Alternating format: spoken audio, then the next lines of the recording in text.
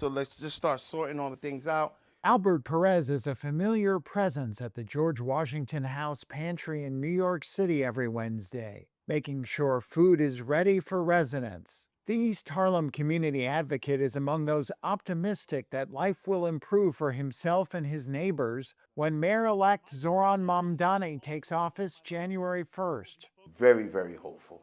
Very, very hopeful, because at this point, look where we're at with the status quo, the career politicians. Affordability is at a premium now, and we don't have it. And that's why his theme for his campaign resonated so strong. Last night, we made history. Mamdani is just 34 and a self-described democratic socialist who will be the first Muslim elected mayor of the biggest city in the U.S. He campaigned on making the city more affordable. According to New York analyst Gabriel Tenin, who is an adjunct assistant history professor at Baruch College, Mamdani is coming into office emphasizing practicality. Despite being labeled a radical socialist by many of his opponents or detractors, Mayor-elect Mamdani has proven that he's actually quite pragmatic. He's appointed some veteran New York City and DC politicos. He's retained Jessica Tisch as the commissioner of the New York Police Department. He said during his acceptance speech after winning the general election, quoting former Governor Mario Cuomo, "You campaign in poetry and govern in prose," and I think he's proven through this transition that he truly believes that.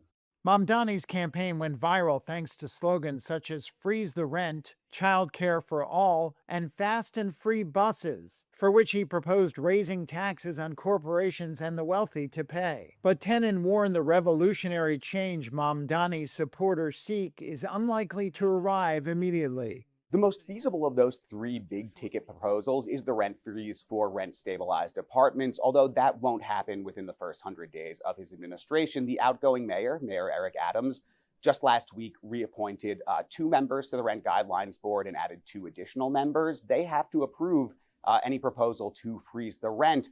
Mayor Mamdani will eventually get to appoint his own members to that board, but that will take some time. Back in the food pantry, Perez says he knows changing the city won't be easy and it won't happen fast, but he believes it will happen. It's going to be difficult. I don't expect it to just happen overnight with a snap of the fingers, but I think that the change and the thought processes are starting to get to the point where hey, I think we're going to have to do this, because that's the way the New Deal got implemented when FDR came in.